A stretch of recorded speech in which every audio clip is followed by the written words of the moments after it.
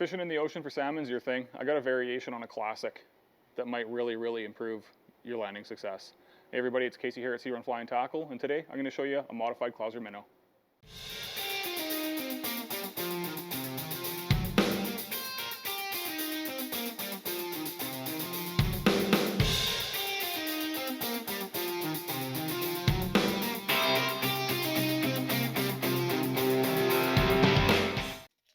Alright, so for this pattern, I'm going to take a Mustad C70S AP in a size 1.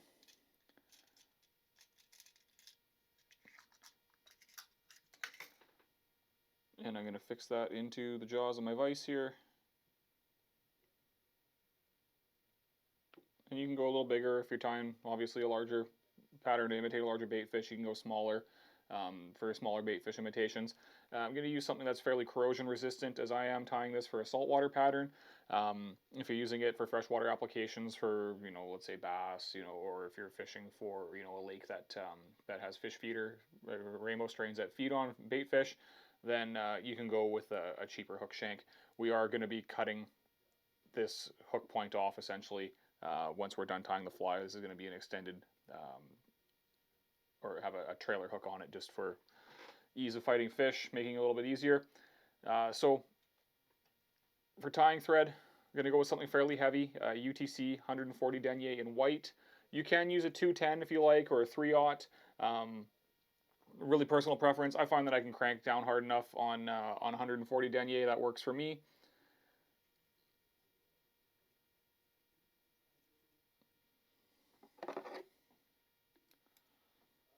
So I'm going to tie in a good foundation along the shank of the hook. We're going to cover the shank up with a bunch of thread.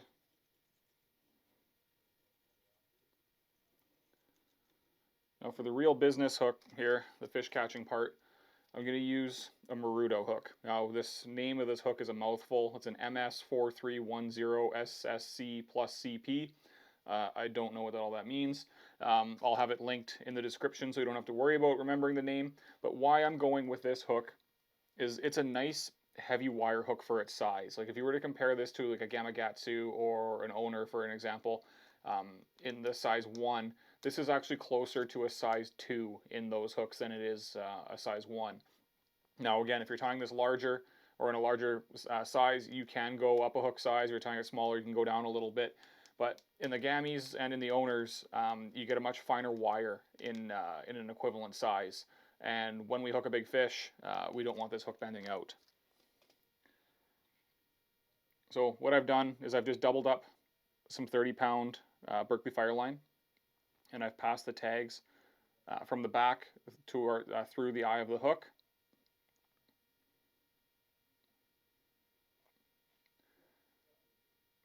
We'll just slide that through. And we're going to attach this onto the hook shank here with our tying thread.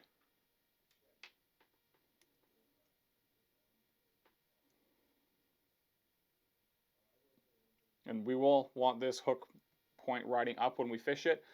We're going to tie lead eyes on the top of the shank here, which is going to make that flip over. So we'll keep the hook the same direction as the hook that's in the vise. So we're going to wrap this in, applying a good amount of pressure.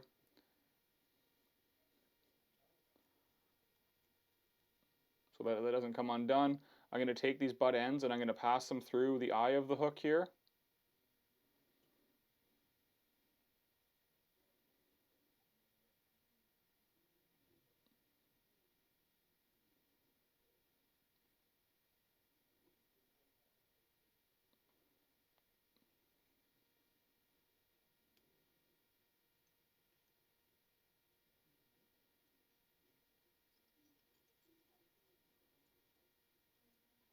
And then I'm going to pull down and back with some tension.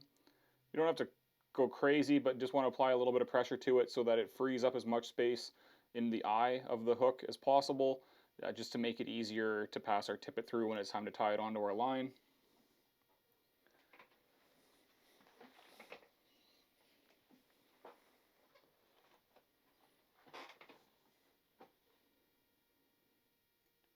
and we'll trim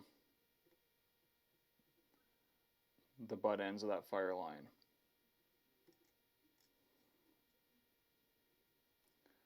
Now with the 30-pound fire line, I mean, you probably can get away with a single strand, but I like having it doubled up just for the fact that I know when I hook a large one, I don't have to worry about that breaking.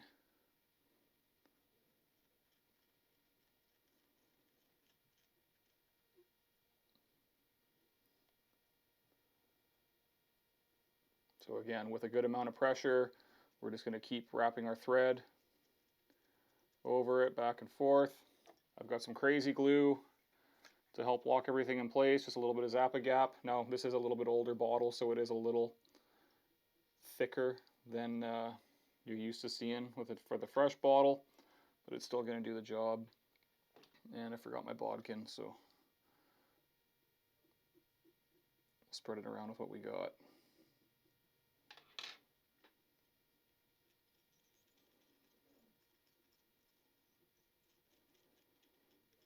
So we feel like that's nice and secure. We'll give that a minute to dry, and then we're going to tie in some eyes. So now that we've given that glue a chance to set up a little bit, we're going to tie in some lead eyes. I'm going to use some small lead painted eyes, or painted lead eyes, sorry, by Wapsi. And you can go with a bigger size if you like. I find that if you start getting much bigger than these guys, they start getting a little bit more difficult to cast.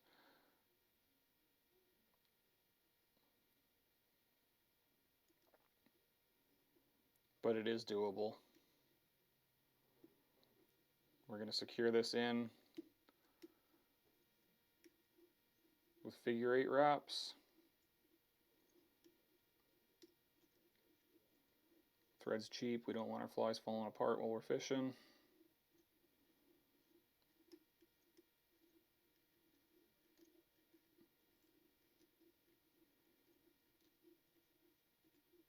And you can put a dab of glue on the thread just to help lock everything in place.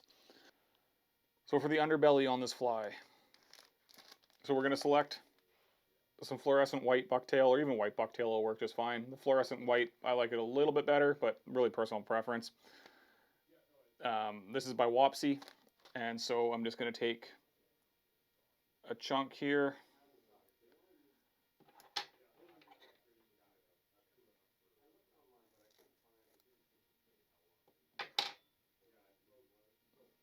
And then we'll pull out some of the shorter stuff out of the back.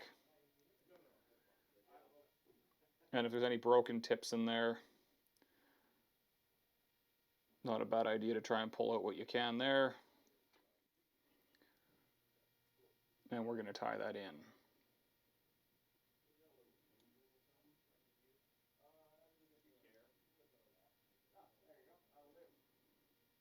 And basically, I mean, we don't want the hook right at the very back, but we want that sticking back.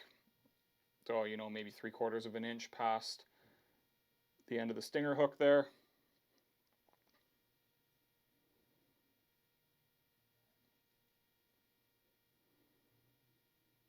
And we'll just wrap our thread forward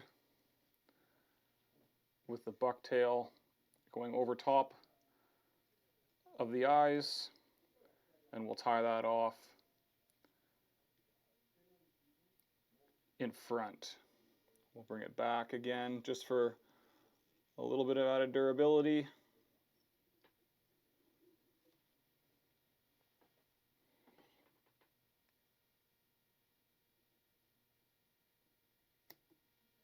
And we'll trim off the butts there.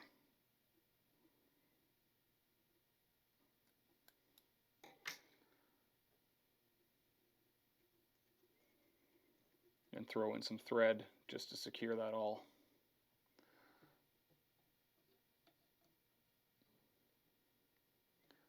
Now for the underbelly, because this is, or sorry, wow, that was the underbelly. This is going to be the overwing.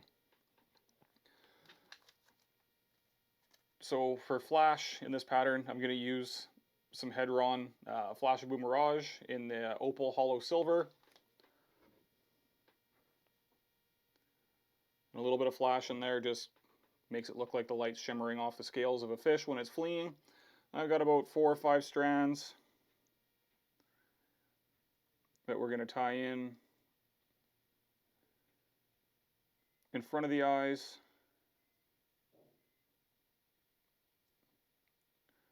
And I'm just going to double it over, giving us about 8 or 10 strands of actual flash in the pattern. Now to finish, I'm going to use some blue bucktail. There's a variety of different colors that you can use in this step here.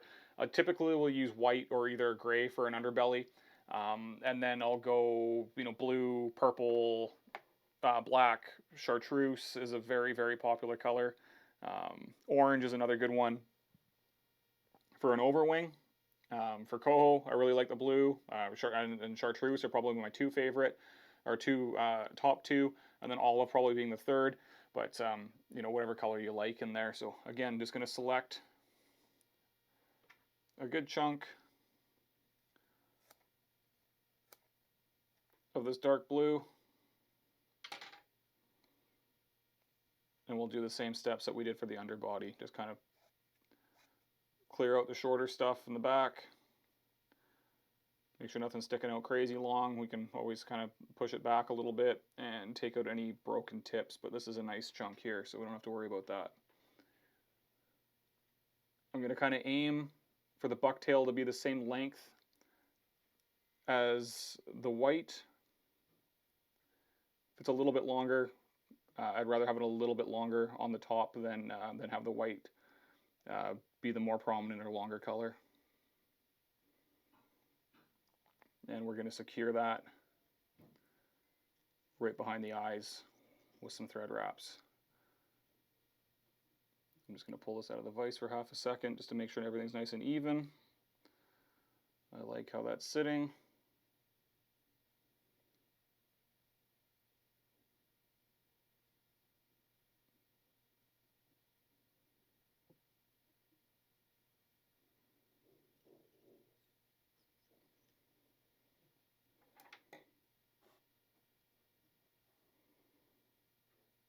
We'll trim the butts of that blue bucktail.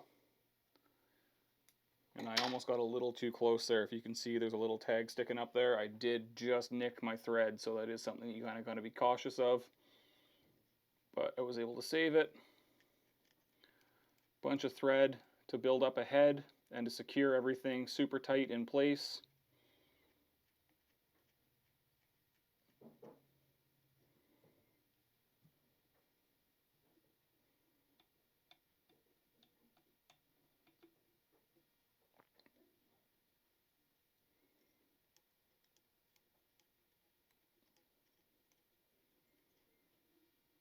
And a couple of whip finishes. And we'll lock this all up here. One more for good luck.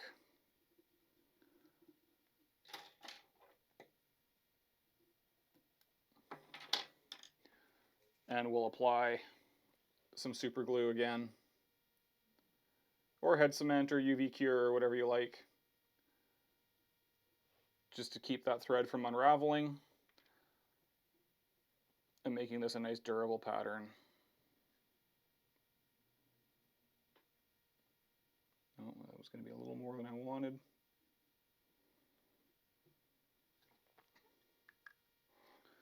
So the next step, once that glue is dry, is we're going to cut that hook off of that main hook that we tied on here, and I'll show you that in a second. So to cut the hook off this guy, I just take a pair of pliers, something with a good heavy pair with a pair of side cutters on it, makes it nice and easy. And basically, I'm trying to cut it off right around there. I mean, I don't want too much of this exposed if I can avoid it. And I'll always do this over like a garbage can or a paper bag or something like that, just so that I don't have a section of hook going flying across the room and getting stuck in the carpet or whatever. And not a bad idea to pinch the barb before you do it too, because sometimes they do go off with a mind of their own, and yeah, you don't want them getting stuck in toes or anything like that.